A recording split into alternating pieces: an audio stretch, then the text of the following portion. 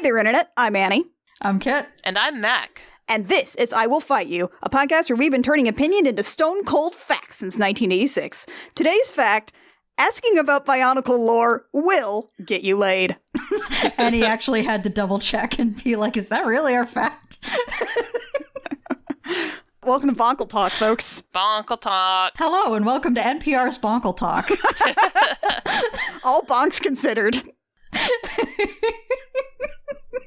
Bonkles, bonkles, bonkles, bonkles. So this is going to be another one of those Kit delivers a fucking thesis lecture episodes. Yeah, so Kit has a lot of opinions about Bionicles. I have some opinions about Bionicles. Mackenzie has almost no opinions about Bionicles. Exactly. Hello. Hi, Mac. Did you know that Lego made robots that were like superheroes with elements? That was the only thing I knew about Bonkles, and that's about as much as I know about Ninjago, too. I feel like you can draw a direct line from Bionicle to Ninjago, honestly. Pretty much, yeah. They really got that hashed out, and then they tried to replicate it like 2 or 3 times with Knights, and then like they have this like Monkey King show now. Mm-hmm. They realized they tried to retire Ninjago like 3 times. They're like, no, it still prints money. Yeah. Make more dragons. Make more ninjas with dragons. Make more ninjas with dragons. I think now they're underwater. They're underwater dragons with underwater kingdoms. Here's the way in which Mackenzie will largely relate to this. Mackenzie works in a toy store. Yeah. You gotta keep up on how the Legos are doing. I know the names of the various Ninjago characters now just because I have kids coming in and going, do you have any Shane? And I know which one's Shane now. Wait, no, there's an Ninjago character named Shane? I don't think there actually is. Is that the robot? Yeah. I know one of them's a secret robot. I can't remember which one's the secret robot. It's Cole's actually the favorite one. He's the black one. Let's be clear that... Which I mean the one who wears black. The yellow minifig in the black outfit. Yeah. Yeah, they're yet to be ethnically black minifigs. Yeah, he's the one who wears black in all the Ninjago products. He is the coolest. He sells out the fastest. Lloyd is the lamest. He's the one who wears green. That's the lead, isn't it?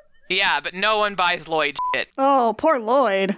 Everybody buys, it's either Cole, and then the second favorite is Jay, who does the blue, and then Lloyd just gets left behind. No one cares about Lloyd. I'm losing my mind at the prospect of a ninja superhero named Lloyd.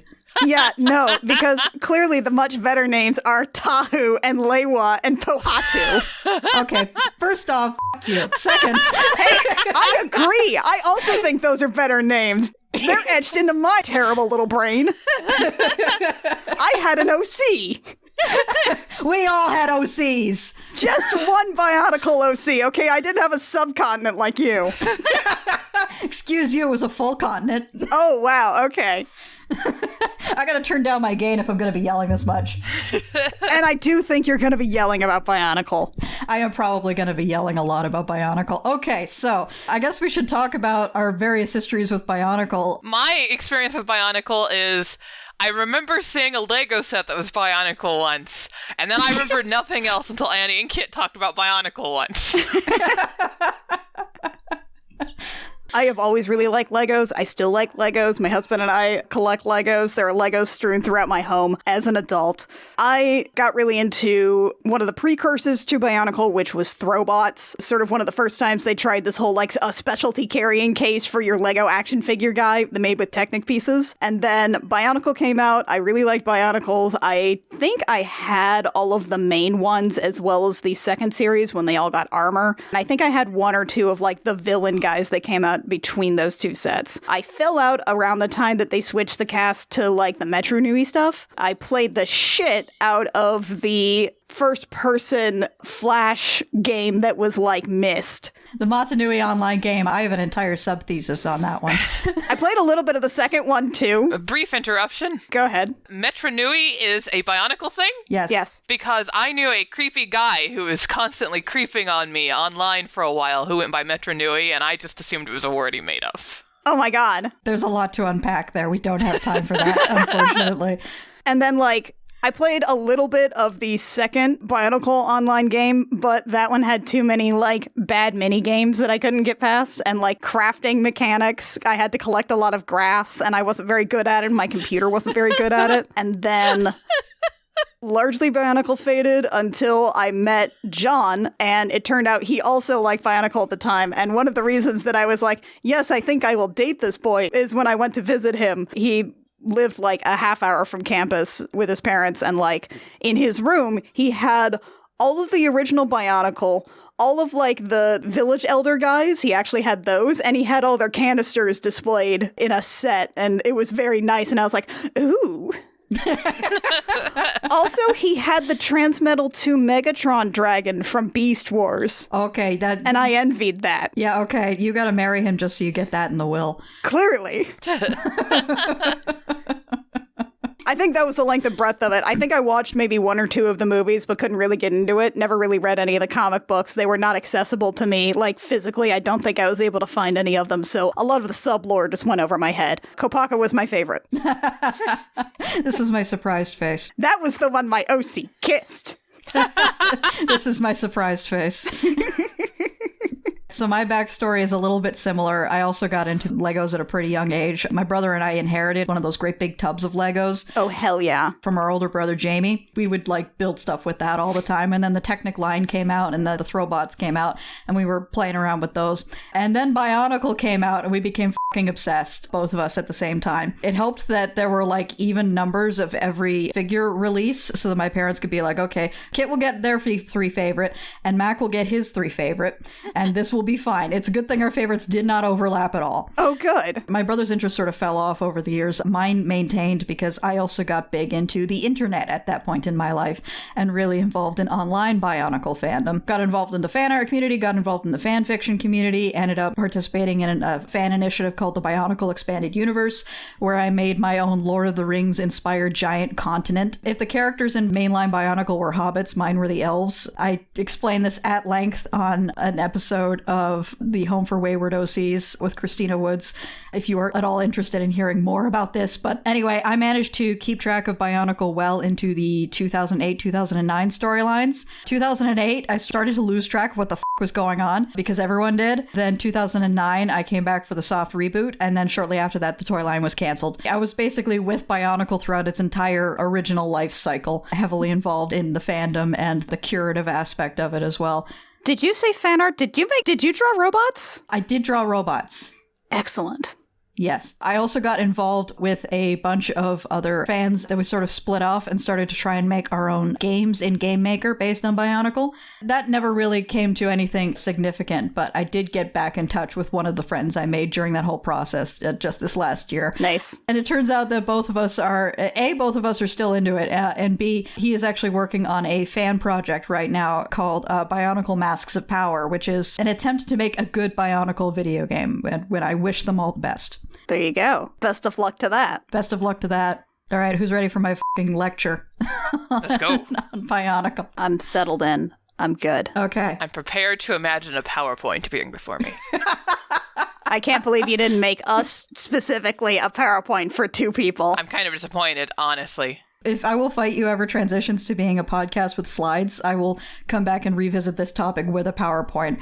Excellent. I will make sure that it has like those old-fashioned slide projector click noises every time you go to the next slide. And I'll make sure to have a grad student to progress the slides for me. Okay, so in the 90s, Pokemon happened. It cannot be overstated the degree to which Pokemon took over literally everything. Like, if you were a kid in, like, 1998, everyone you knew was into Pokemon. This cultural takeover cut into the marketing share of Lego in particular. Lego at the time was not doing particularly well. The last decade or so, toys had started to focus more on this whole, like, He-Man, Gem and the Hologram, story-driven intellectual property thing with like these recognizable hero and villain characters, and Lego was pretty slow to adopt that. And with Pokemon sort of eating into its market share, by the late 90s, Lego starts verging on bankruptcy. It should probably also be noted that at this point, like, if you know Lego today, Lego was not into IPs at that point. They were not making like branded Lego sets off of known IPs. It was all like Knights, Western, Village, City, Space, Orange Transparent, Chainsaw. As I recall, there was like a little bit of Star Wars Lego in the early 80s, but they let the license lapse. So in response to being almost bankrupt, Lego picks up the license to Star Wars again. It also picks up the Harry Potter license, and it also starts development on its own story-driven IP. And this becomes Bionicle, which is a line of constructible action figures. They insist on referring to them as construction figures, a term which I refuse to use. Construction? Constraction, yeah. No, that's just something that happens when you're having a really hard time giving birth, I'm pretty sure. Yeah, I'm pretty sure that's what happens. Bionicle would then go on to have an ongoing story that would be supported through books, comics, video games, online shorts, and animated movies for 10 years.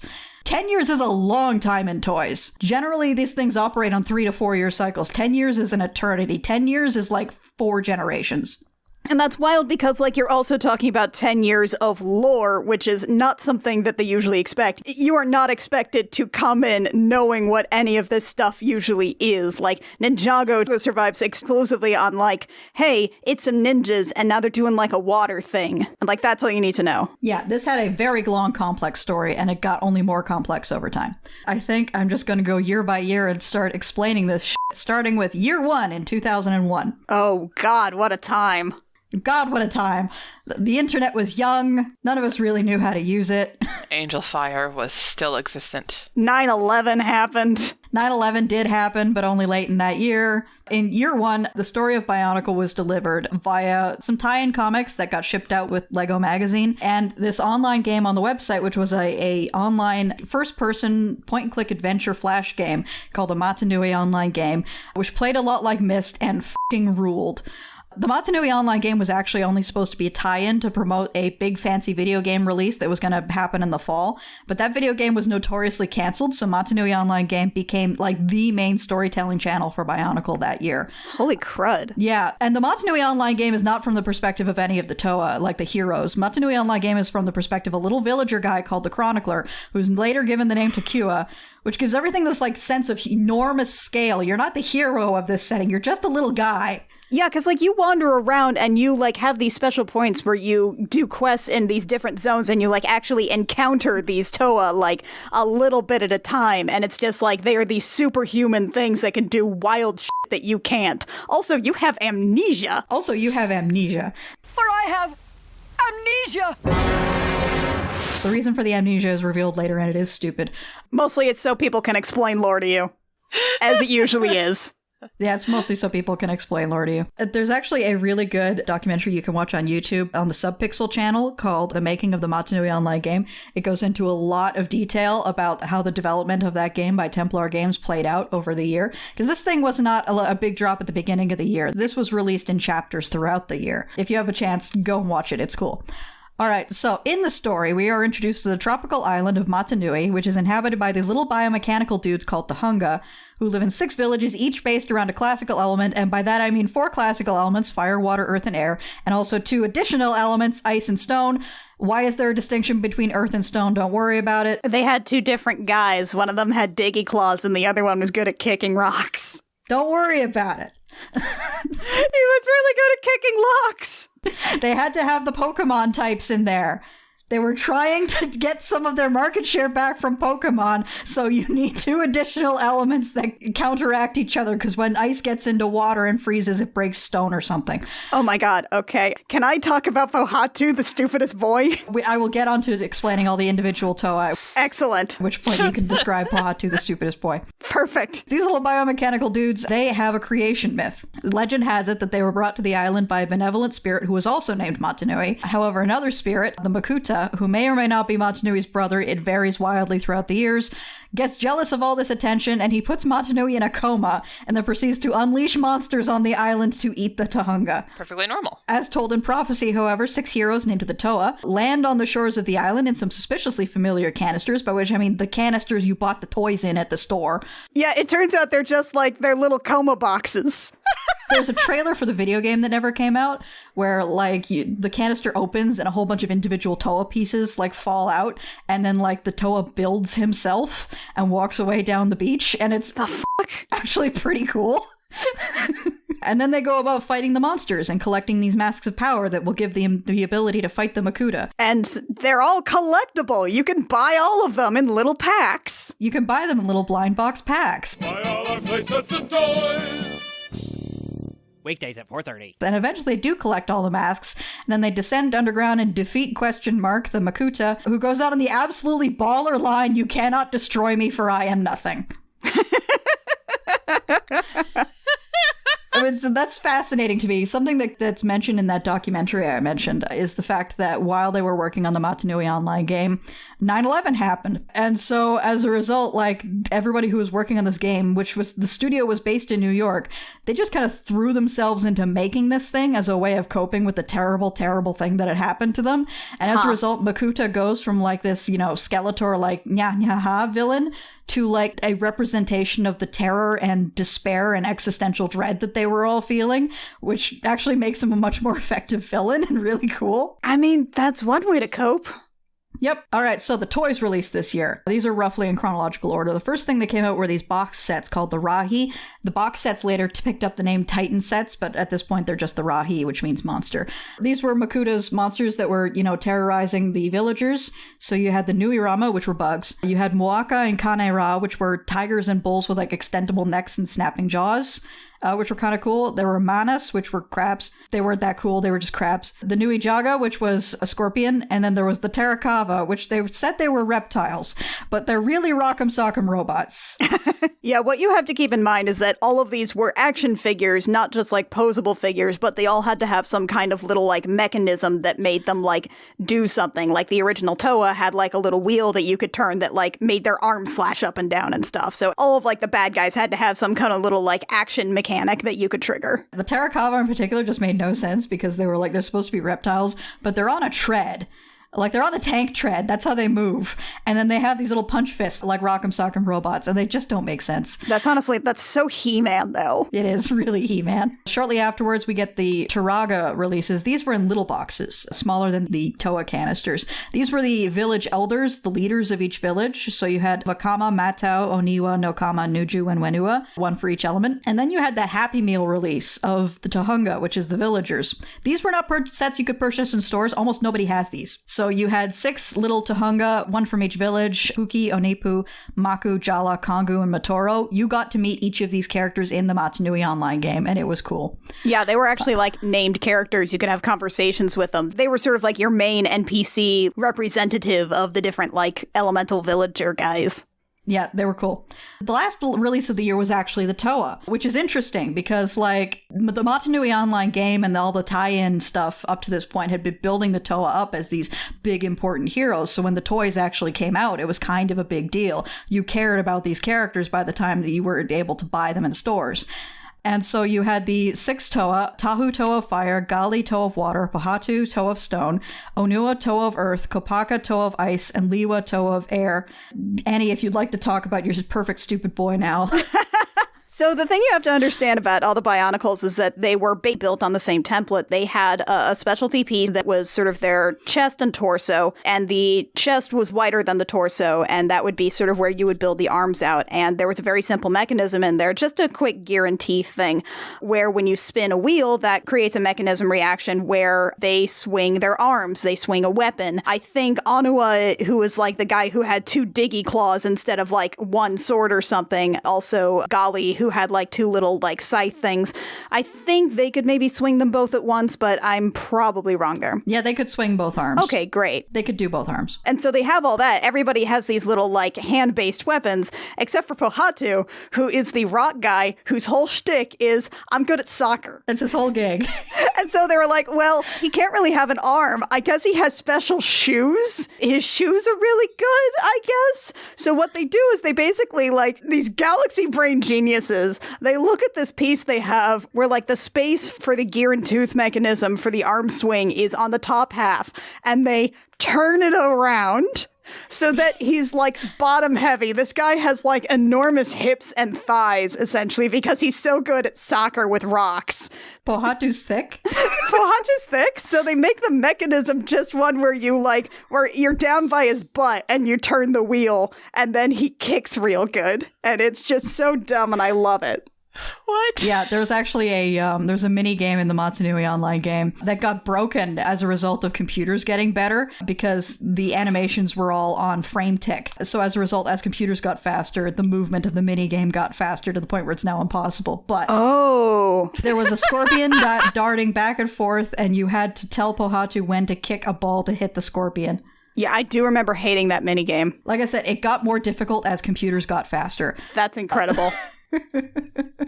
so it doesn't work anymore. The game is just functionally blocked at that minigame. What was actually also cool about these sets is that each Toa set came with a mini CD. Oh my god, that's right. Kids, if you don't remember, a CD was a little disc you could put in your computer, and this was a mini CD. So if you had one of those like CD drives where it's just a slot that you put the disc into, that would not work. You had to have the CD tray because it had to go exactly in the middle of the CD tray and like that mini indent inside of it. But on that CD, it was like sort of an Encarta type encyclopedia program, which had a whole bunch of promotional videos for each of the Toa, which were really cool because they were astonishingly well animated for 2001. And then some other mini games and stuff and lore explainers, including that creation myth I mentioned. And also it had a trailer on it for the video game that got canceled. That's why that sounded vaguely familiar. Okay. The last release, like sort of throughout the year, were the Kanohi masks, which were the blind box collectible masks. And some of them were gold. Some of them were gold. Yeah, because like the whole thing is that like they all have the same default face, which is just like kind of a gross looking robot face. But the big thing about basically just the entire Bionicle aesthetic is the masks, is everybody has like a specific mask. A lot of the like small little guys who aren't Toa will have ones that may mean different things or resemble a different Toa. The Toa masks are ones that give them like superpowers and stuff. So I think the idea was like if they switch masks, they would have different abilities, and sometimes they swapped each other's out, which is weird and intimate when you think about it. It is a bit. Here, wear my face. Please, put my face on. And so, like, you would have these blind bags where you would essentially just, like, find different color palette swaps for these masks that they had already established. And sometimes the gold ones were there, and the gold ones were ones that they really needed to get in, like, the video game and stuff. What was going to be the plan in the video game, and what sort of became a thing that happened off screen in the Matanui Online game, is that when each Toa collects all of the other great masks, which were the masks that the Toa wore, basically if he collected the faces of all of his other teammates, those merged into a golden mask. I got all my friends' faces in this bag. Yeah, it's a bit weird. Don't worry about it. For the record, my favorites were Gali, Pohatu, and Onua, and my brother's favorites were Tahu, Kopaka, and Liwa, so that worked out. Yeah, Kopaka, Liwa, and Gali, I think, with Onua, like... Pohatu, he's very dumb looking, but I liked how dumb looking he was. He seemed fun. Gali I liked because she was the one girl on the team. Yeah, there's always one girl. Onua was kind of my favorite because he was the gnarliest looking, because he was like... First off, he was the Earth Toa. He was colored black. He had this sort of hunchback thing going on where his head was actually further down on his torso. Right, he did. Than all the other models. His mask looked like fucking Jason's mask from Friday the 13th. And he had claws. His whole deal was he had these big gnarly claws that he would use to dig. And as I recall, like, the Toas did have sort of like prescribed personalities. Tahu was the leader, so he has the leader personality. He also has a really fiery temper. Sometimes, I guess? He does, trust me. Sure. Gali is the water one and the girl, so she's the voice of reason. As I recall, Onua was like kind of like the stoic. He wasn't the Kopaka level, like, I'm too cool for you guys, stoic. Oh, right. Kopaka was definitely like the angry, like, second in command guy. Yeah, Kopaka was the angry second in command guy. He was the stoic in the terms of like he was too cool for everyone else. Onua was genuinely just like a basement goblin who wanted to be left alone. They altered his personality a little further down to make him a little more boisterous, but I prefer Basement Goblin Onua, honestly. I just prefer this guy who just lives underground, who's got a hunchback, and he doesn't want to talk to anyone, and he just sits there and he digs. That's all he does. He just wants to sit in the dirt and dig. And Onua had a great moment in the Matanui Online game, too, because at one point Liwa gets hit. For some reason, it's always Liwa who gets hit with, like, the infected masks and mind control stuff. Oh, yeah. I guess because he's supposed to be the most immature out of the bunch of them and more likely to take risks. That did happen. But at one point, Liwa gets an infected mask, so he gets mind controlled by the Makuta, and Onua is the one who shows up and fights him in this really cool sequence in the Matanui Online game to free him from the infected mask, and it rules. So Lila was like, yeah, he was like the immature, jokey one. Yep. He was the Toa of Air. He hung out in the jungle. He swung on vines. And I guess Pohatu was like the jokey one, but he was probably the one that was the most like emotionally stable. Honestly, he was the fun jock character. Right. That's part of why I liked him, is that he was just this fairly chill football hooligan. He just wanted to play soccer and have a nice time with his little guys. He just wants to kick rocks and hang out with his little guys. Okay, so now we're moving on to year 2, 2002. Bionicle year 1 was a big success. So they're like, okay, we got to keep this train going. So they continue the story into year 2 through comics. There was a non-canon Game Boy Advance game, and then there was a series of Flash web animations in the same style as the Matanui online game, and I think Templar actually put these animations together, but they were released through the website. This is also the year that the Maori sent a strongly worded letter to LEGO about the use of their language in the toy line, because all of the words I've been using up to this point are Maori. You may have noticed that all of those sounded like very similar sorts of things, and the Maori were like, hey, so like, we do actually exist. There's a lot of us. You didn't talk to anyone. So LEGO agreed to change certain names. For example, the Tahunga became the Matoran, and then they were allowed to keep others, and they agreed not to use the Maori language for any names for anything going forward. I recall there was this big thing in the finale of the Matanui online game where it was like, and now we have unlocked this lore from long ago, and we'll go back to our true name, Matoran, which was real all along, and we'll never talk about the other one again. Don't worry about it. Also, you got slightly updated minifigs. That didn't happen till 2003. Gotcha.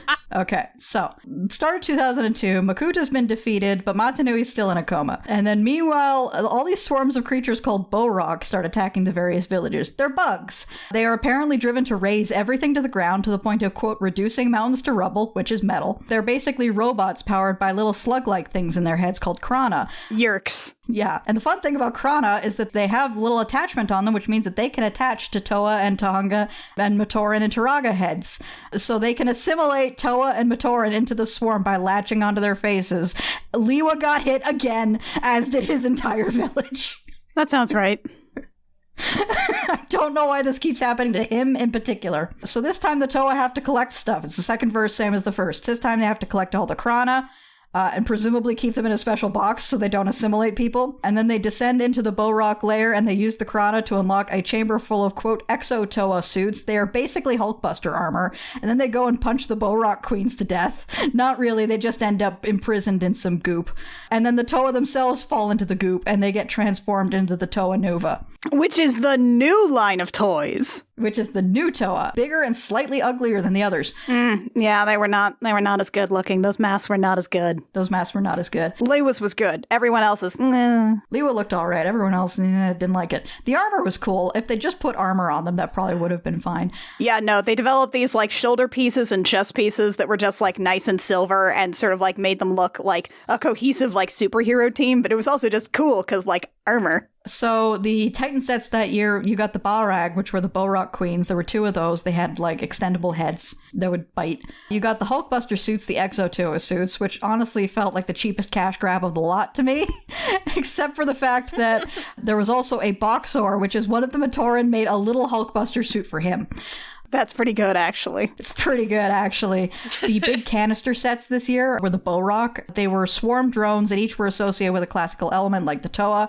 And they had similar names. So there was Tanok, Galok, Palrak, Nuvok, Levak, and Korak. And then you had the Borok Va, which were just some f***ed up little guys. They were in the same sort of size box as the Taraga were the previous year. They were supposed to be scouts for the swarms, and they were all named stuff like Tanok Va, Galok Va, stuff like that. And then at the end of the year, you got the Toa Nuva, which were the new and improved Toa with armor. And it's just the same Toa as last year, except now you put Nuva at the end of their name, except nobody did that. They were just Tahu and Gali still. Nuva was just used to distinguish the models. They also had uglier masks. Yeah, they had uglier masks. The masks were not good. And then the blind box collectibles that year were the Krana, but the Krana packs also included golden masks, like from the previous year. Buy all our playsets and toys. Buy all our playsets and toys. Weekdays at 4:30. So year 3, they actually start to try and do something different in year 3, because you'll notice that year 2 was just the same shit again. There is monsters, you have to collect some stuff, you go underground, you fight a thing. It worked the first time, so let's try it again and see how long we can keep this up. And then they hit year 3 and they're like, we can't keep this up. This year actually split into 2 stories, the Borok Khal story and the Mask of Light story. This one you got via comics. There was a non-canon video game, Bionicle the game. There were some more animated flash shorts online. There was the Matanui online game too, which was not as good as Annie mentioned earlier. And then there was the first direct-to-video animated movie, Bionicle Mask of Light. God, I remember watching that and being just how, like, because they had to actually, like, spend money and figure out how to make these, like, how do you make all these little mask guys have moving mouths? What do you do with that? It's not as easy as just animating a little mouth on a minifig. This is different. How are we doing this? Oh, it's weird.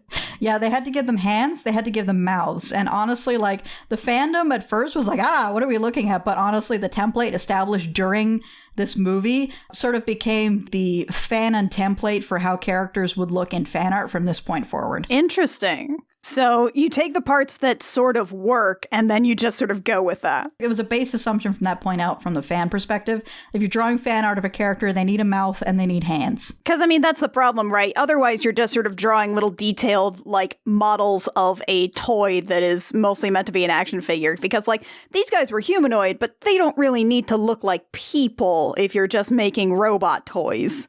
But if you want these robots to kiss, sometimes you gotta streamline some things.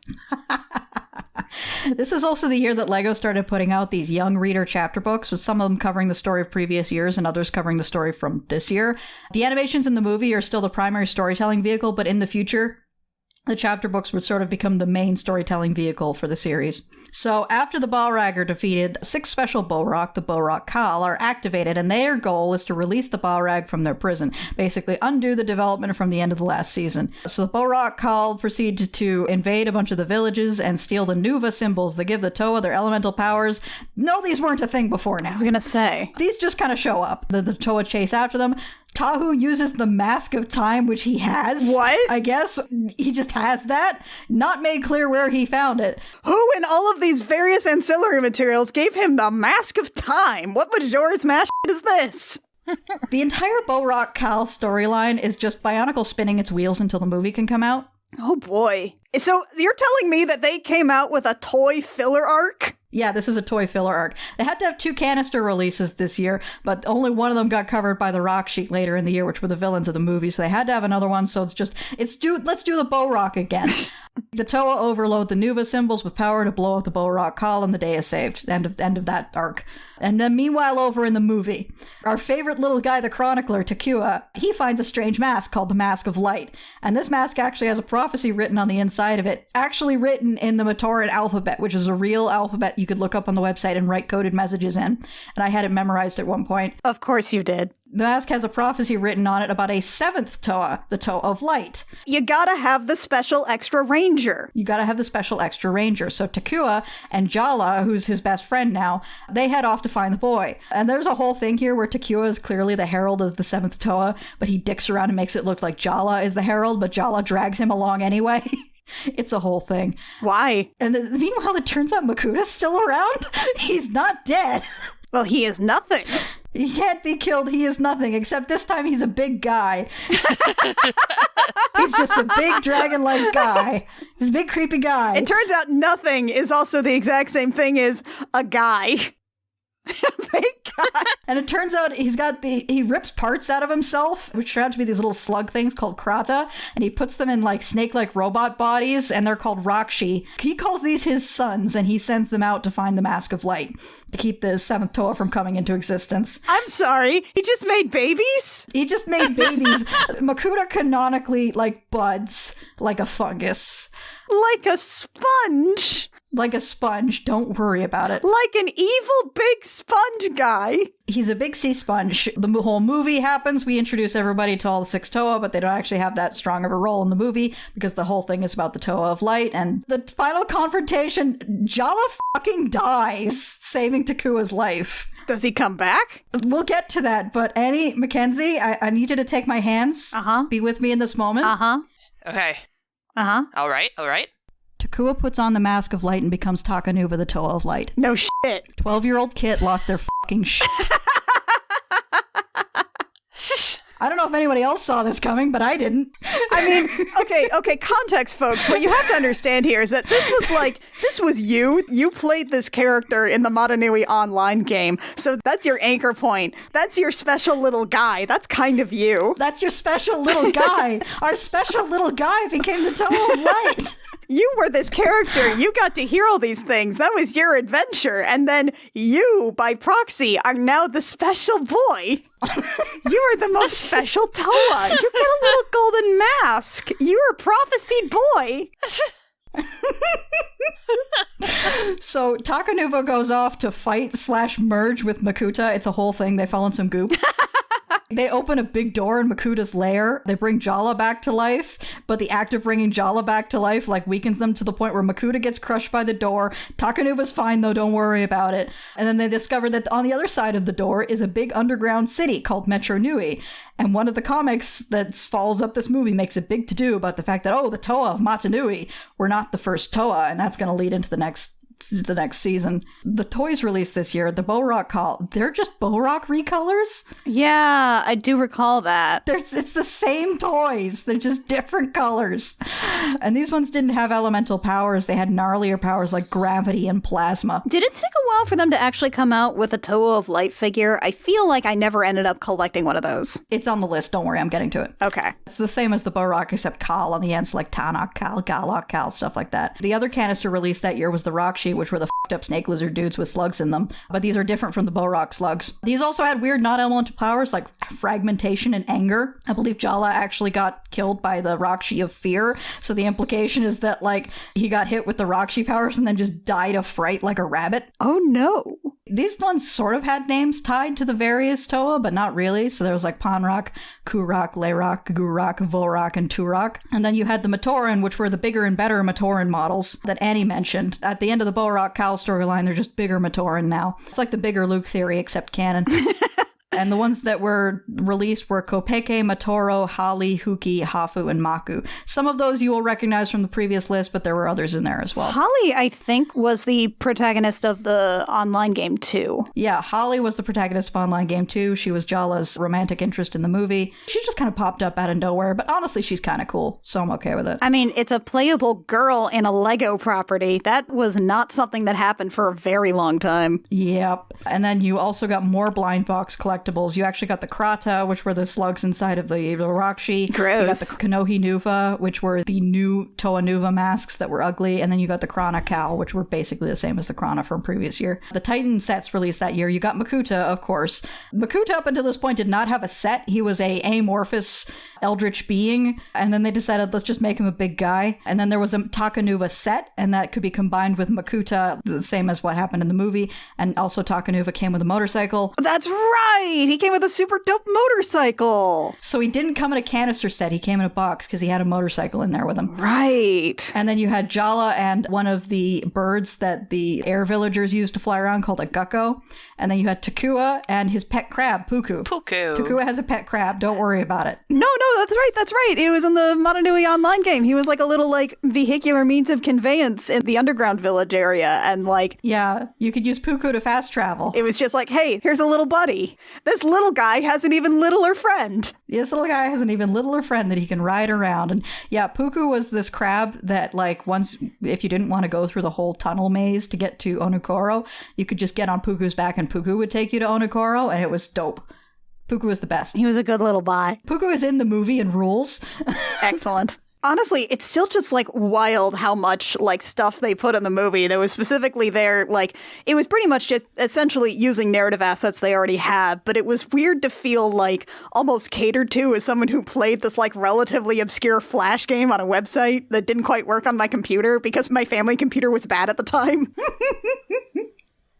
There was a lot of us playing this at the school library because they had the only good internet connection. Ah, that makes sense. So for year 4, there were no Flash animations this year. So the story was delivered largely by the young readers' books, the comics, and then there was another direct-to-video movie, Bionicle 2 Legends of Metro Nui, and this was a flashback season. Yeah, this was where I fell out, so the rest of this I have vague ideas of, but it's all new to me. The Taraga, the village leaders from the previous seasons, they revealed that they actually used to be the Toa Metru, the Toa of Metro Nui. Yeah, so 1,000 years before all of our previous shit, all the Matoran are living in Metro Nui, this big underground city, which exists in the middle of a sea of goop. There's a lot of goop. It's called Protodermis. It actually has a pretty big plot significance, but I'm just gonna keep calling it goop because it's goop. No, I mean, people just keep falling into goop. People keep living in cities near goop. There's a lot of goop in Bionicle. There's a surprising amount of goop in Bionicle.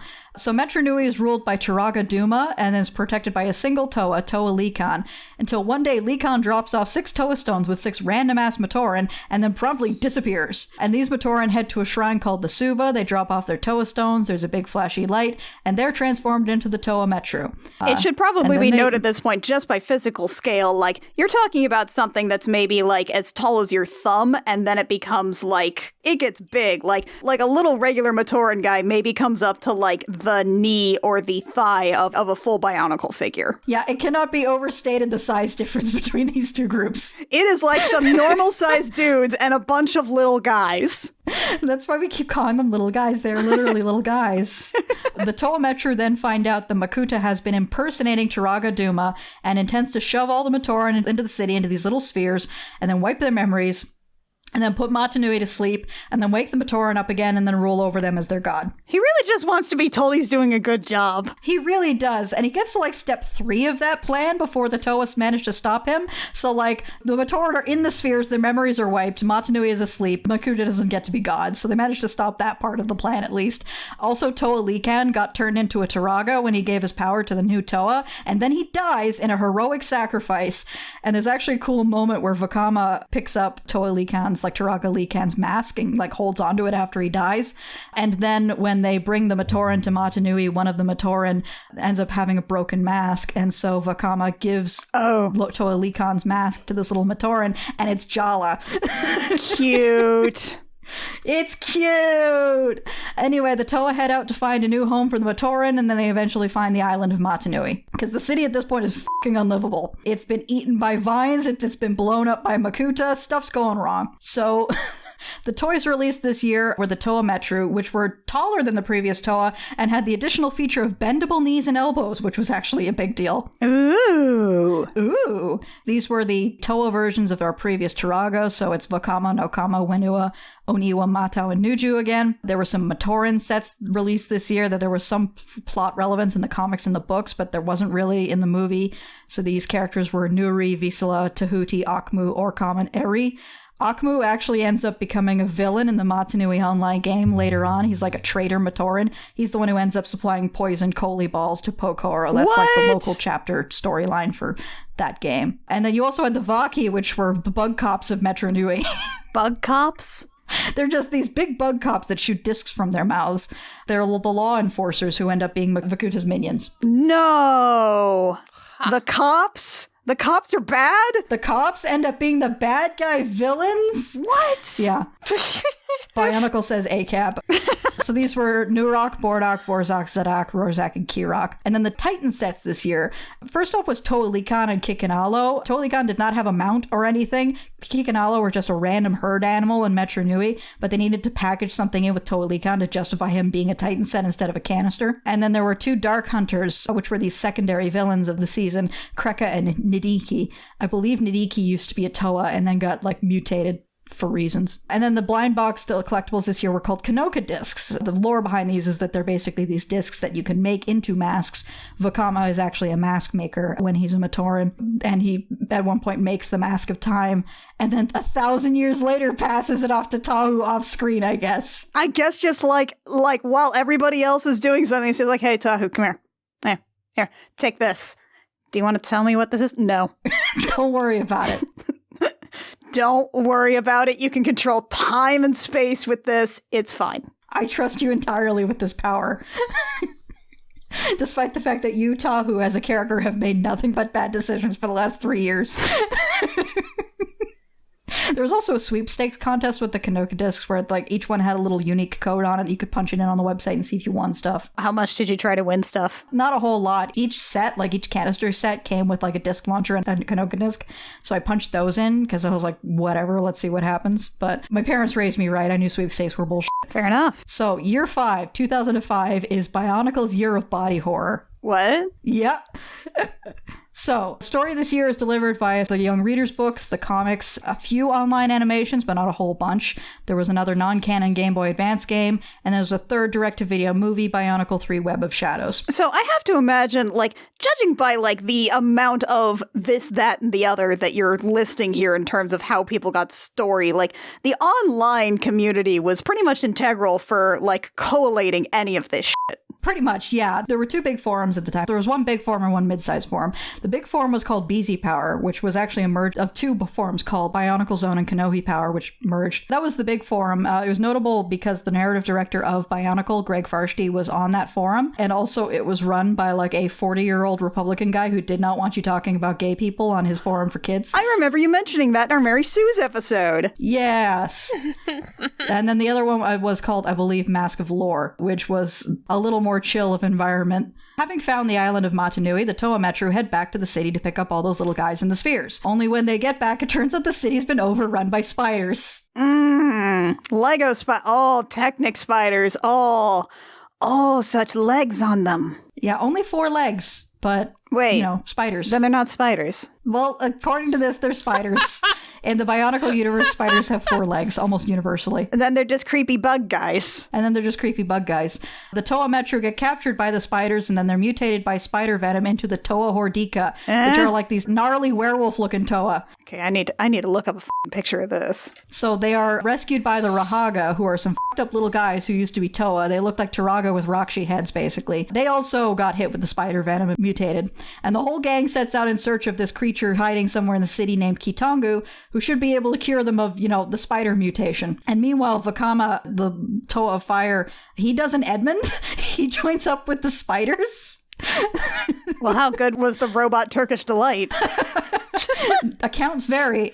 They find Kitangu. He teams up with the remaining Toa to fight Sidorak, who's the king of the spiders, only for his fiancée Rudaka to pop as the real Fet. Like, Sidorak goes down like a bitch. Fiancé? And then Rudaka pops... Beyonce pops up. Rudaka pops up to turn out to be the real threat of the whole season. The robots get married? Yeah, apparently. The robots get engaged? The robot's getting, she specifically refers, when she hands over the mutated Toa Hordika to Sidorak, she says an engagement present.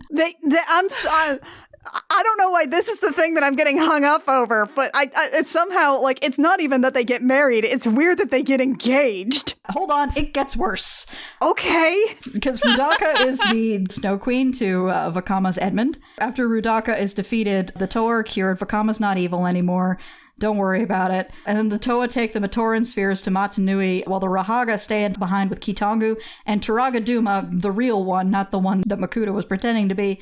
And they're going to fix up the city while everybody's gone, I guess. Okay. So the toys released this year were the Toa Hordika, which were the monster Toa, which it's just Vakama, Nokama, Wanua, Oniwa, Mato, and Nuju again. You also get the other canister release of the year, which was the spiders, the Votarak, Bagarak, Unarak, Roparak, Keelarak, and Sukarak. Those ones didn't specifically have elemental powers, but they had elemental resistances, if that makes sense. And then the Rahaga are the little box sets for that year, and these are basically, again, Taraga with Rakshi heads.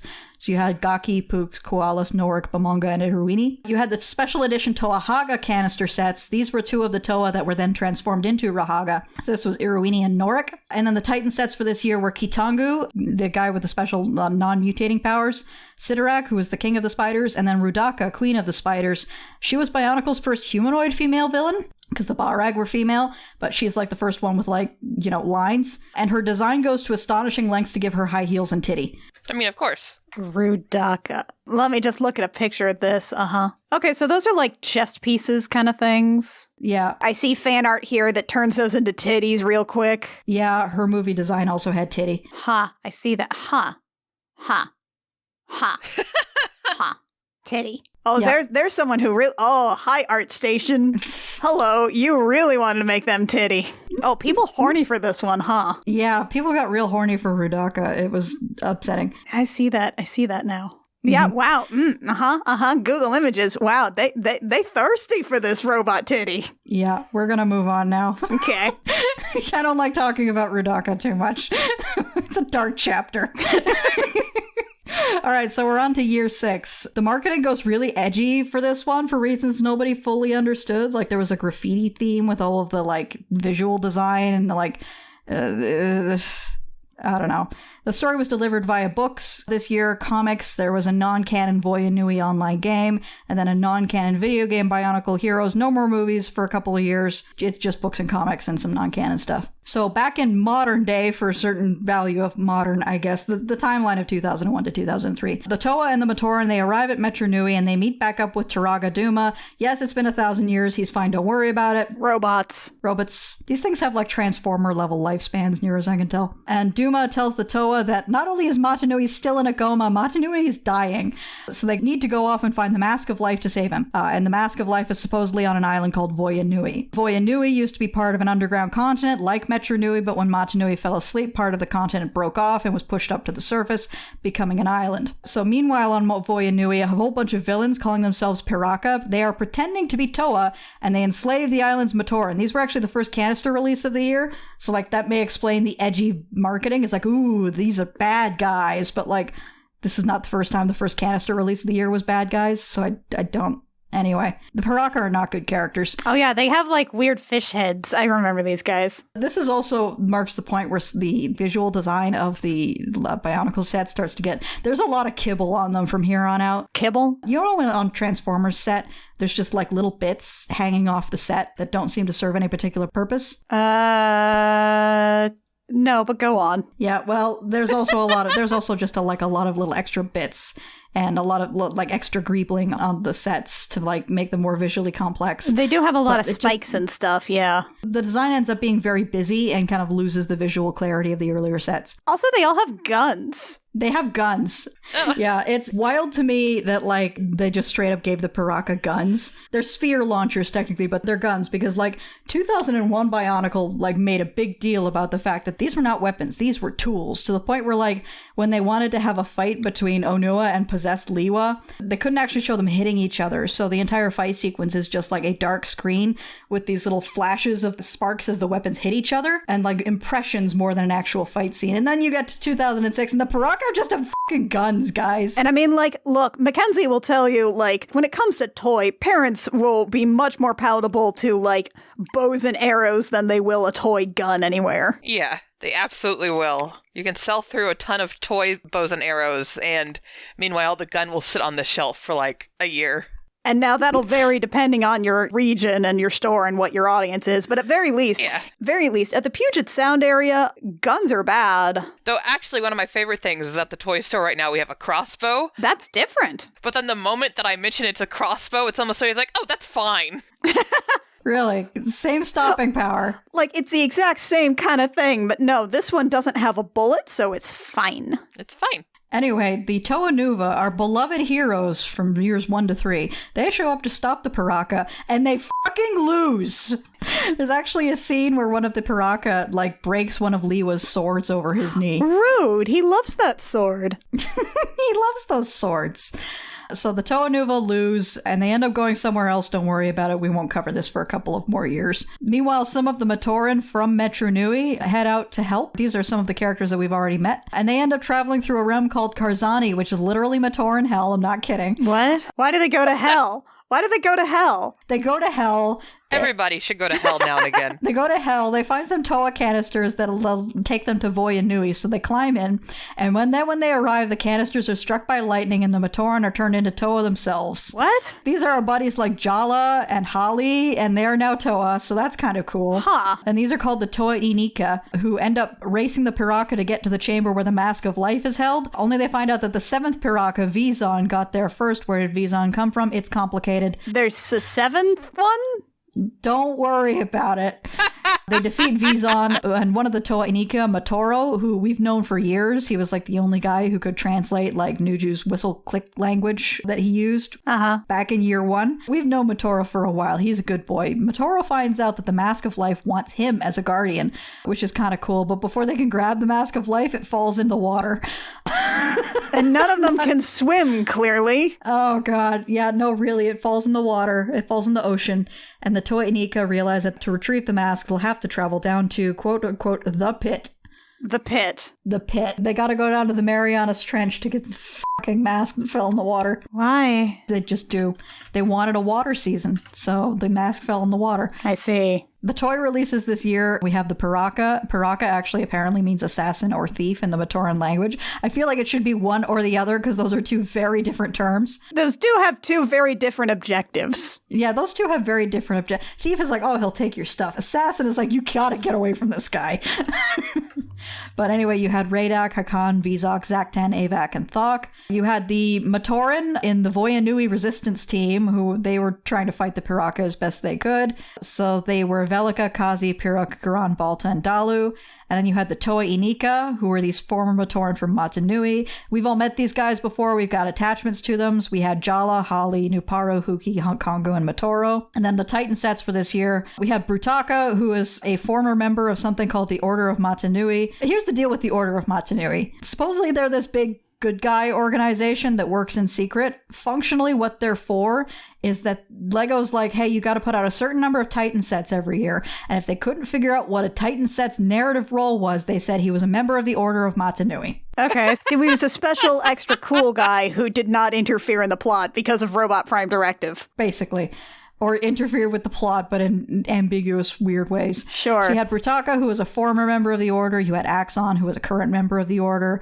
You had Umbra, which was the creature guarding the Mask of Life. And then you had Vizon, the 7th Paraka, and a spider called Fenrak. Fenrak. Who again had 4 legs. I don't think Vizon actually had Fenrak as a pet. I think Fenrak was technically associated with another character, but whatever. They needed to put something else in with Vizon to justify him being a box and not a canister. Yeah, why not? You will note as we go on, the number of Titan sets just gets larger and larger with every successive year. I think Lego figured out that, like, that was where the money was. You mean the big robots? The big ones, yeah. Mm-hmm. So we go on to year 7, the underwater season. The trailer for this year's story featured a song by a band that sounded like Evanescence but wasn't. Okay. It had like a horror trailer where like the Mask of Life lands on the seafloor and like a seafaring Matoran picks it up and then he gets chased by monsters and this Evanescence ass song is playing over top of the whole thing. Was it Within Temptation? I don't know. But the story this year, it was delivered via books, via the comics, and then there was a new website called BionicleStory.com, which featured the first year a podcast, and then from there on out, just prose stories. A podcast? Golly had a blog. Golly had... Sorry, Golly with a blog? Golly had a blog. So the Toa Inika, our buddies who used to be Matoran. What did she blog about? No, go back! She blogs about the journey to Voyanui and the fact that they got their ass kicked by the Piraka and then what they ended up doing after that. It's a travelogue? It's a travelogue. Where is she updating this blog from? But Golly has a travel blog. Don't worry about it. I want to know what Golly's Insta feed is like. It's mostly pictures of fish. So the Toa Inika head down to the ocean. They got to find the Mask of Life. They end up going down this big stone tunnel down into the water called the Cord because they can't breathe underwater naturally. But there's apparently this tunnel down to where the Mask of Life is. And meanwhile, the mask lands near a bunch of former warlords turned squid monsters, the Baraki. They are trapped in, quote unquote, the pit. That's apparently their prison. And then they find out about the Mask of Life being down here and they decide to go looking for it. And then meanwhile, it turns out there's a whole Matoran village down here called Mari Nui. And one of the Matoran who lives there, he finds the Mask of Life. And the mask starts acting up and making sea monsters, which includes turning the Toa Inika into water-breathing aquatic Toa, who become the Toa Mari. And it also turns one of that Matoran who found it into its new guardian, Hydraxon. And then the Toa, the Baraki, and Hydraxon proceed to play hot potato with the Mask of Life for like the whole year. Matoro in particular gets separated from the rest of the team and ends up getting led around by the nose by Makuta, who's still around and evil again, I guess. So, like, was the water Toa, like, the special one here because she actually knew how to fucking swim? No, because she didn't have the Mask of Underwater Breathing. Only Golly has that. Wait, hold on. You're telling me none of the water Toa since the first one have known how to swim? None of the water Toa since the first one have been able to breathe underwater. Why not? I mean, sure, the Mask of Water Breathing, but, like, it seems like that should probably be part and parcel of being the water elemental Toa. Don't worry about it. I feel like I'm gonna worry about it. Makuta's still around, and Makuta's evil again, I guess, and then he ends up leading Motoro around by the nose for like the whole year while everyone else plays hot potato with the Mask of Life. And then the Toa find out that for Matanui to be revived, they need to actually destroy the stone cord that's connecting Maori Nui to Voya Nui, which will cause Voya Nui to sink back to its original location and destroy Maori Nui in the process. Why this is essential to Matanui waking up is unclear, but by golly, they do it. And then as the island begins to sink, Motoro finally gets his hands on the Mask of Life, only to find out that, oh no, Matanui's dead. So he puts the mask on, which brings Matanui back to life, but also kills Motoro. What? And as like a last way to save his friends, he teleports them back to Metru Nui. And then they get back to Metru Nui, and everyone's like, what the fuck is going on? And they're like, oh no, Motoro's dead. What? Why does putting on the mask kill... Huh? He gives up his life force to bring back Matanui, I guess. Why does his life force bring back Matanui? Unclear. He's a little guy. Listen, the explanations for these are going to get more and more confusing as time goes on. We are on year 8 now. This is year 7 of like a 10-year storyline. This thing's starting to slowly get crushed to death under its own weight. Oh boy. So the toys released for 2007. You got the Toa Maori, which are Bionicle body horror take 2. They can breathe underwater but not in atmosphere anymore. And it's Jala, Holly, Nuparu, Huki, Kongo, and Motoro again. You get the Baraki, who are these like alliance of warlords who were imprisoned in this underwater pit, and then the mutagens in the water made them into sea monsters. So you've got Takadox, Kalma, Karapar, Mantax, Elek, and Prydak. You got some Matoran who live in the underwater village. There's just 2 of these this year, Defilak and Dakar, because they were released alongside these critters called the Hydruka, which were also like in a box the same size. These were like tame monsters they used to harvest airweed, which is the stuff they used to like breathe. And there was Thulox and Morak. And then the Titan releases this year, we have 1, 2, 3, 4, 5, 6 of these. That's a lot of big ticket items. A lot of big ticket items. The story involvement of these Titans gets looser and looser as time goes on. So you have Gadunka, which was a sea monster that was enlarged by the Mask of Life. That's its only story involvement. You have Hydraxon, who is the guardian of the mask made out of a little Matoran dude. You have Maxilos and Spinax, which were a prison guard and a hunting hound, respectively, of the pit. You have Nocturne, who is another prisoner of the pit, but not a Baraki, and later becomes a lieutenant to Elek. You have Lesovic, who's another Toa, who's just kind of here. He doesn't really have much story impact, to be honest. And then you have Karzani, who's the literal devil, who's also just kind of here. The literal devil. They made a set that's the devil. And this is different from when they went to literal hell. No, Karzani, the character, rules Karzani, the realm. Okay. Okay. The devil followed them out of hell. Sure. Okay. And once he gets there, he's just kind of there. He's just hanging out. He's having a nice vacation from hell. Like I said, the whole season is just them Hanging out. He's hanging out with his family. Having himself a party. The whole season is just them playing hot potato with this fucking mask, and it getting more and more convoluted. Who has it? Who thinks they have it? How they're trying and get it? And it's just a mess. We move on to year 8, 2008. This is around the time where I started to lose track of what the was going on. This is also where the wiki starts to fall apart, so that's no help. So my notes get very vague from here on out. The story this year was delivered via the books, the comics, and more serials posted on BionicleStory.com. I think this is the year of Takanuva's blog instead of Gali's blog, which is less cute and has less pictures of fish. But hey, the Toa Nuva are back. You remember those guys, right? The last time we saw them, they were getting whooped. Where have they been again? They were apparently traveling to this region called Karda Nui for a mission they have. Okay.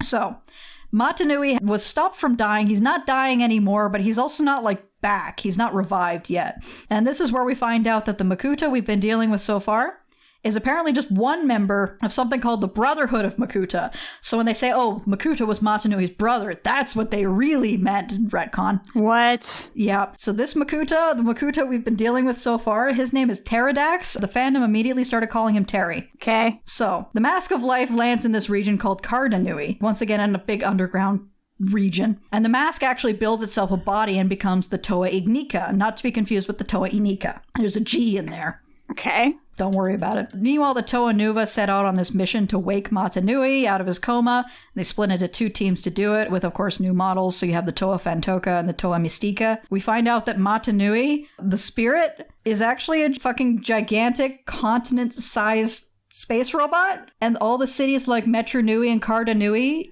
are actually inside the robot's body. Matanui, the island, was right over the robot's face. So everyone's been on a big robot this whole time. Everyone's been on or in a big robot this whole time. When Voya Nui broke off from that underground continent, it broke out of Matanui's chest cavity and burst up to the surface. So he needed the continent back on him because that's part of his body? Yes. Okay. Yeah. So the Toa Ignika, not the Toa Ignika, different. He realizes he has to sacrifice his life to wake Matanui. A whole bunch of miscellaneous stuff happens, including like some vehicles that were introduced for arbitrary reasons because Lego was like, we want to do vehicles this year. And then when they wake up Matanui, they find out that Terry has actually taken over the robot and cast Matanui's spirit out of the robot. So Terry is now God. Terry's now God inside of a giant continent-sized robot that everyone lives inside. Okay. Yeah, that's the end of that storyline for the year. There's a lot of having to kill yourself to wake up God in this, huh? Yeah, there is. And God keeps not waking up. I think you gotta take a hint. So the toys released this year. The Toa were split up into 2 canister releases. The first canister release was the Fantoka, and that included 3 Toa, Kopaka, Liwa, and Pohatu, and 3 of the other members of the Brotherhood of Makuta, Antros, Vampra, and Kirox. And then the second canister release were the Toa Mystica, Gali, Patahu, and Onua, and then 3 other members of the Brotherhood of Makuta, Krika, Gorast, and Batil. The Matoran little box sets this year were Tanma, Solek, Photok, Radiac, Galva, and Kirop. The Titan sets, Toa Ignika got his own set. Takanuva went on his own little adventure that I lost track of, and I was not reading his blog, but he got a new set. His blog. Mutran and Vikan, another Makuta, and Shadow Matoran. Shadow Matoran were like corrupted Matoran that the Makuta were using as like slaves in Cardanui. There was another Makuta named Icarax. He got his own Titan set. There was a Shadow Matoran named Voltraz and his vehicle, a Skyfighter. And then there was a member of the Order of Matanui, Mazeka, who was like a little Matoran spy dude. And he had a vehicle called a Swamp Strider. Huh. And then there was also like a line of 3 vehicles that existed for reasons. Apparently they were key to waking up Matanui. They were motorcycles. They were just flying motorcycles that a bunch of the characters drove around. Don't worry about it. There sure are a lot of faded keys to waking up Matanui. Like, this just keeps getting more and more complicated. It does, yeah. So we're on to year 9. You think at some point the storyline would just wake up Matanui and then just have some other threat? Funny story. So, the spirit of Matanui has been cast out of the giant robot body of Matanui. It's put into the Ignika, the Mask of Life, which is cast out into space. And it lands on another planet. And here we are at year 9, a soft reboot for the series, while somehow also continuing the storyline from the previous 8 years. Why? No. Okay. So this story was delivered via books, comics, more serials on BionicleStory.com, and there was a new direct-to-video movie, Bionicle the Legend Reborn, starring Michael fucking Dorn as the voice of Matanui. Who? Michael Dorn. Michael Dorn? Worf. Michael Worf? They got Worf to be Matanui. What? Okay. I feel like I've just crosswired Annie by accident here. I confused her and appalled her, and then I dangled Michael Dorn in front of her. You really did. This is upsetting. So, the spirit of Matanui, trapped inside the Mask of Life, gets yeeted off-world and lands on another nearby planet, Bara Magna, which is this barren world with very little water. Once again, we have 6 tribes, each tied to an element. The elements this time are rock, fire, jungle, water, ice, and sand. Okay. But this time the villagers are called Agori, not Matoran. All disputes between villagers are usually settled in these arena battles between warriors called Glatorian. Glatorian are basically Toa, but they're gladiators instead of heroes, I guess. And then the arena fights are usually dominated by this tribe called the Skrull, who use these fights to take whatever they want from the other tribes. So Matanui crash lands, makes himself a body voiced by Michael Dorn, goes into the arena and unites the tribes against the Skrull. He pulls like a whole Spartacus.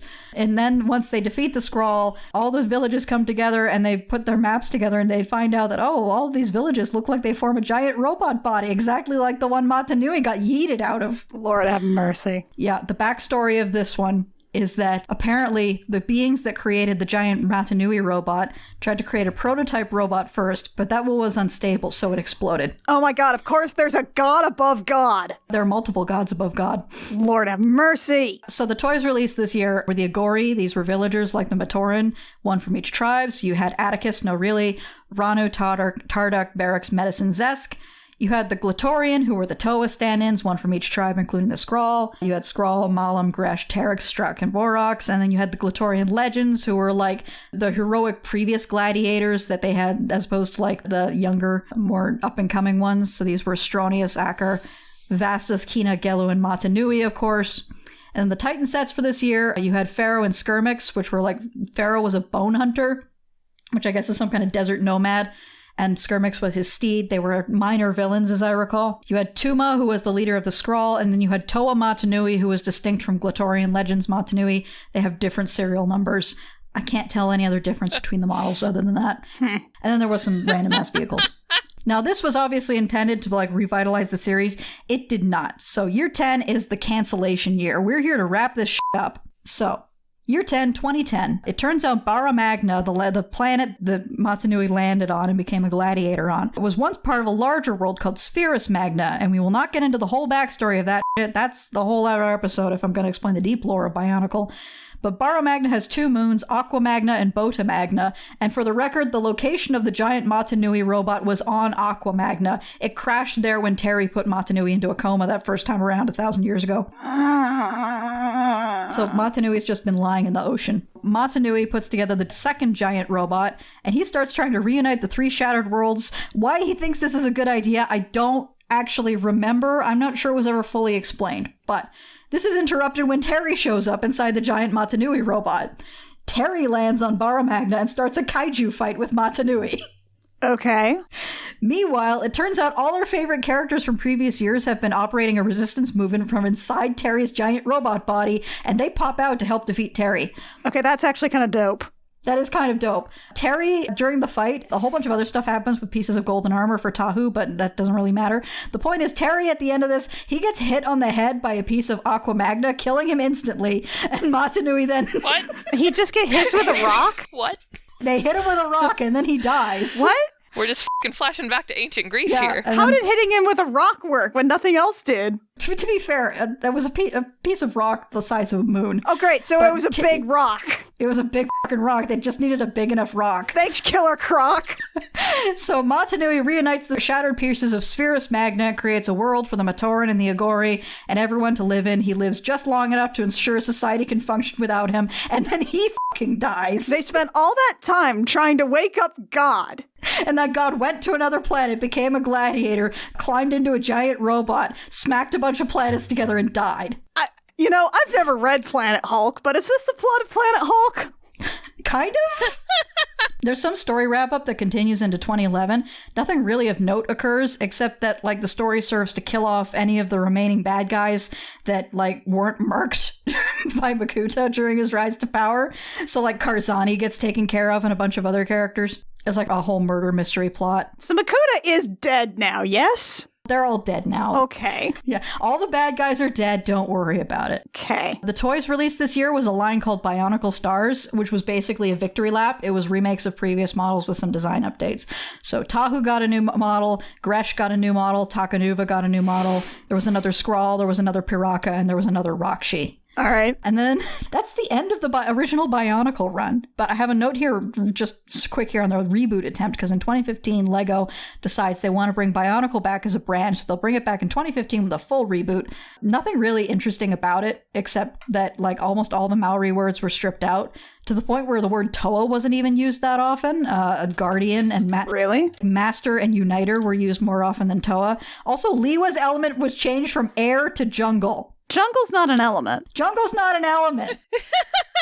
I'm pretty sure jungle's not an element. I realized that ice and stone were not strictly speaking classical elements, but jungle's definitely not a classical element. No, I don't think it is. Ugh. Anyway, there was a Netflix cartoon that ran for 2 seasons and some new sets, but it was canceled in 2016, and there's not really been any Bionicle development since. Huh. Ha. So, my conclusion. You can sort of see Bionicle trying to grow up with its audience over the years, rather than just like end it at like year 3 or 4 and recycle it into a younger audience. They tried to keep the same audience over the decade, and it did that by like getting darker, getting more complicated, making the designs more complicated and like edgy looking. But as it was doing this, it sort of lost something that it couldn't get back, no matter how hard it tried. And you could see it trying, especially with the soft reboot in 2009. Bionicle's main fantasy from year 1 was one of mystery and wonder. Matanui was a world that could be survived but not mastered. It could be explored but never fully understood. And that's what made it feel cool. That's what made the Matanui online game feel cool, is you were just a little guy. Therefore, when the story sort of became this relentless onslaught of big revelations and backstories for things that didn't need backstory, that sort of killed that fantasy like completely dead. And also the fact that this is a toy line, and the fact that there's this pressure to add more and more characters every year, and for each wave of characters to be cooler and more important than the last, the story eventually just got crushed to death under the weight of its own lore. Makuta in particular suffers the worst. For all that he is the main villain throughout the whole thing, he starts as this like eldritch abomination, this personification of death and darkness, and by the end he's fucking Terry in a giant robot. He was always going to end up in a giant robot, like, just thinking about it, like, just in the way of how toy line series have to go. The worst thing Bionicle had going for it was that it was a toy line. The fact that it was a toy line is what killed everything special about it, really. But on to my main point, the fact of this episode. Yeah, you have, like, you really need to come back around to that one. Yeah, okay, we're circling around, we're circling back. So, Bionicle's fandom, as you can probably tell, it was relatively large and dedicated, but after year 1, it was mostly online. Mm-hmm. Bionicle never really took over whole classrooms the way Pokemon did. If you liked Bionicle, you knew maybe like 1 or 2 other kids in real life who also liked Bionicle. Also, I recently checked in on some old friends from Bionicle fandom, and it turns out we're all queer. So many of us ended up trans in particular, it's sort of become a running joke that you can lure a trans date by shaking a Bionicle canister like a bag of cat treats. Every dedicated Bionicle fan knows like so much stuff that they never get to talk about. So if you're on a date with someone who is into Bionicle and you ask them about it, you are guaranteed a memorable evening. Like, that's the conversation for the whole night. And if you listen politely and actually engage with what they're talking about, you will get laid if getting laid is what either of you are into. And this data comes from personal experience, talking to people, like... how often have Bonkles got you laid? Never. I'm asexual, remember? Right. It's from, let's say, cultural osmosis. Okay. That I know this. Okay. So Bonkles. So yeah, that's my Bonkles thesis. Thank you for coming to your Bonkle Talk. Thank you for listening to NPR's Bonkle Talk. You know, I'm not sure I regret, like, slowly getting out of Bionicles. That got weird. Yeah, I can't say that I particularly enjoyed, like, easily, like, 60% of this, possibly 70. 2001 is still my favorite year. 2002, 2003 I liked because that was the first movie release and we had that moment with our special boy Tahunga. Past that point, it just kept going and going and going. And it was one of those things where, like, it's very good at creating an impression that it's going somewhere, but when it actually gets there, it's not anything particularly interesting.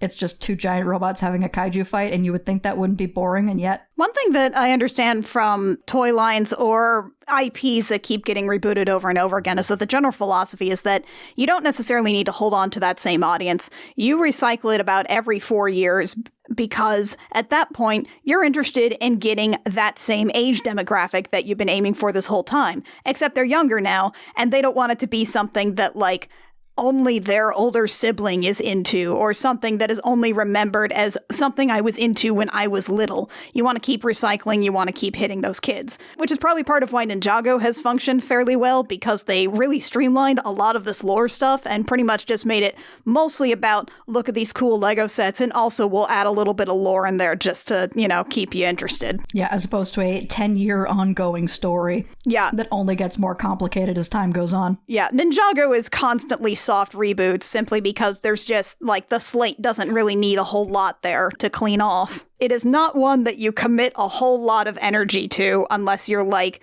someone who is really specifically a true fan or you're a little kid. Which is why asking about Ninjago lore on a date will not get you laid. No, probably not. How long has Ninjago been around? Are they having sex yet? I think they're having sex at this point. I don't know. I don't want to entertain that notion. It will make me wither harder into an old husk. Began in 2011, so no, not yet. Maybe. I guess, maybe, actually. Like, what's a target audience for Ninjago? Like 6 to 10? So if you were 10 in 2011... If you were 6 in 2011, you might be having your first Ninjago lay, but probably not yet. Your first awkward lay that occurs when your parents aren't paying attention. Which probably means that you're trying really hard not to think about Ninjago as much as possible. Yeah. Don't talk about Ninjago. Hide the Ninjago. Oh, Legos. Legos are good, actually. Legos are good. Legos are good. To Bionicle's credit, it did save Lego. It didn't solely save Lego. The fact that they picked up the Star Wars and Harry Potter licenses also contributed to saving Lego, but Bionicle did do a lot to save Lego. Yeah, and there was a point there where Lego, aside from like some of these specialty brands like Bionicle, they were almost exclusively doing like IPs for a while. There was like a dark time where it was pretty much just they made Lego sets based off of pre-existing IPs and maybe a little bit of this too, but now they finally started like branching back out, doing like their own like theme sets. Like City is much bigger. They started branching out into the like ideas stuff that's more like the sort of fan generated things, the specialty sets. They've started coming out with more sets that are for like, you know, older builders, aka people who are over 30 who just want to follow some instructions and build a nice little toy. They want the soothing experience of building a thing according to instructions, but they don't need anything new from IKEA, so they're gonna make Legos. And I don't need the stress of a model kit. Don't make me saw pips down. I can't do it. Just give me a baggie full of bricks. You even numbered them for me, and you included one of the little removal bits, which, like, was maybe the most prized feature in my tub of Legos as a kid. Yeah, don't make us handle industrial adhesive. We're not responsible enough for it. No, I will make a mess. Just let me snap the bricks together and be like, that's nice. So bonkles. I think we've all learned a lot today. I had a lot of terms wash over me that I'm not sure I'll retain, but that's fine. That's entirely fine. I had the misfortune of having a lot of this stick in my head, and I still had to do a lot of research to put this whole timeline together because there are certain things, especially in the latter years, that just flew out of my brain. You know, I think that probably makes sense. I think that tracks. I have Googled a lot of pictures of robot toys today. Don't Google image search Rudaka, folks. You may have made that mistake already while listening to this show. I'm here to tell you that those that you did not, just don't. Thirsty. They thirsty for Robotitty, which is not really a surprise. It's too horny. It's too horny. All the horny had to go somewhere. Rudaka was like Bionicle's awkward puberty. They made a sexy femme fatale. Someone who was weaned on StarCraft finally got the chance to make a Robo-Kerrigan. Yeah, that's basically what happened. This is Robo-Kerrigan. All right. Well, folks, I think we've thoroughly convinced you about bonkles. It's time for our final facts. Annie, what's your final fact? My final fact is that people are horny for Robo-Titties. I feel like we knew that already. Mac, what's your final fact? My final fact is if you're going to get into Lego, don't go calling your local toy store asking if they have a special one that was out of stock 5 years ago and is no longer being made, because they don't. Oh, no. Which one? Some guy called about some city Lego, like, that was retired 5 years ago. I can't even remember what one it was. He got very upset we didn't have it. Oh, here's another fact. Don't be a fucking Lego scalper, you assholes. Those are toys for children. Yep. Let children be able to buy toys, you dick. You're literally taking toys away from children. You are the villain of a Christmas movie. You are stealing toys from, like, they have to lock up Legos because people will try to run with them. They will literally try to steal Legos. Don't do that. Just let children have toys. Also, stop scalping Pokemon. Yeah, let children buy things made for children. Anyway, Kit, what's your final fact? I feel like we veered away from the original point somewhat, but I'm going to add that if the major appeal of your fantasy setting is that it is unknowable and mysterious, don't make your plot focus around uncovering the reason behind all of the mysteries, because you'll just kill any appeal your setting had. At the very least, like, don't keep doing that, right? Because it's just like uncovering. You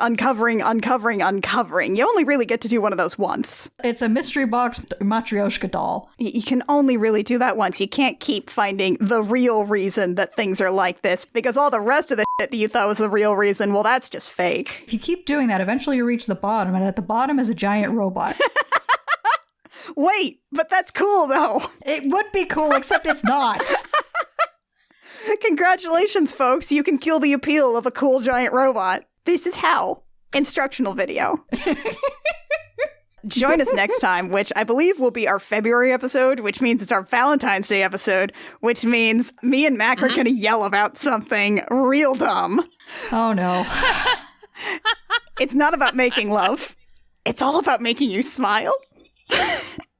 We're going to be talking about Boys Over Flowers, which is a shoujo that ran so long it turned into a josei. It switched like the age range for what kinds of stories it was appealing to. And we're going to be explicitly, while we will talk about the manga, which we've both read, we're going to actually be explicitly talking about the K-drama, which is not the manga. No, but it was also so popular that it basically created like a fashion revolution in young people in South Korea. Because we're going to be talking about Boys Over Flowers. Because in a K-drama, amnesia plots are the least of your worries. Yeah, the experience that Mackenzie had throughout this entire episode, that's going to be my experience next episode. I'm very excited. It's not about Gwemjandi. It's not about making love. It's all about making you smile. Stand by me and these other two guys. Na na na na na na na na na. They licensed 3 songs. And they played them on repeat the whole time. Excellent. So join us for that next time. I Will Fight You comes out every 5 weeks. You can find us wherever you download podcasts. It is edited by Lucas Brown of the Math of You podcast. If you want to find us on Twitter, we are at CRC Podcasts. We are also on Tumblr at crookedrussiancam.tumblr.com, but you can find most of the information about us on our website, crookedrussiancam.horse or crookedrussiancam.gay, where you can find out info about this show as well as our other shows, Gem Jammer and Date Me Dammit. If you would like to support us, a like, rating, review, subscribe wherever you find our podcast is super useful and nice to hear compliments about our very dumb things. And if you want to give us money for yelling about very dumb things, you can do that at patreon.com/thegemjam. For $1 a month, you can get early episodes of I Will Fight You. $5, you can get show notes. And that also gets you a ton of other stuff for all of our other shows, as well as things like bonus podcasts that involve more yelling in a smaller format. We mostly just yell, folks. Tinier versions of some of our hosts yelling equally as loudly. Mm-hmm. And with less editing.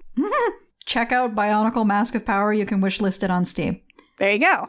Until next time, I'm Annie. I'm Kit. And I'm Mac. And we have fought you.